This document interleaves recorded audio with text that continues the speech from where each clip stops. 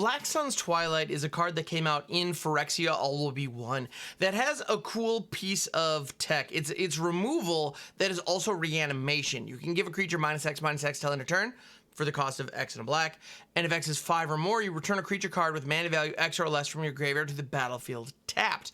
Now, a situation occurred in a Commander game that I was recently privy to where someone had taken control of a creature, and the other person was using Black Sun's Twilight to kill the creature that they owned that was not controlled by them in that moment. Now, the way that the stack interacts, we weren't sure whether or not Black Sun's Twilight would be able to reanimate the creature that it kills, and it cannot, and I'm going to explain why. So the way the Black Sun's Twilight works, it reduces the toughness of the creature, and as such, the creature's toughness is reduced to 0, and so as a state-based action, it will die. However, you reanimate the creature before state-based actions are checked, and as a result, the creature is not yet in the graveyard to be selected.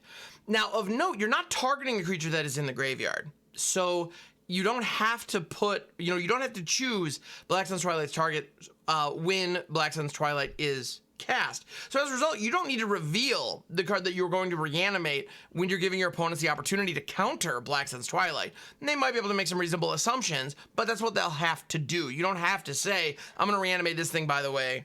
Now I'm casting this. You don't have to do that. But the creature that you target will not be in your graveyard yet.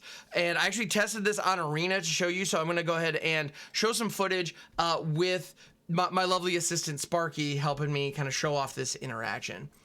So as you can see here, I have a Sheldred on the battlefield and Black Sun's Twilight in hand. Now, I'm going to target my own Sheldred with that Black Sun's Twilight, which is not something you would normally do, but here we are. So we blast Sheldred with our Black Sun's Twilight, and you'll notice, once we cast this, we have to select what we're going to reanimate. This is Black Sun's Twilight resolving.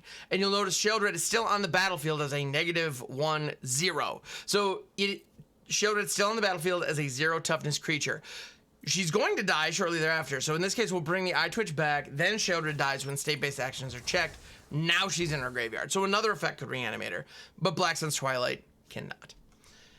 Now, you may notice this is different than effects like Blood for Bones.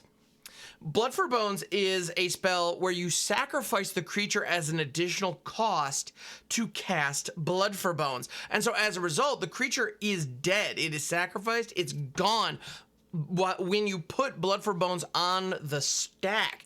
Not anywhere near when it resolves. And so as a result, you can select it as the reanimation target.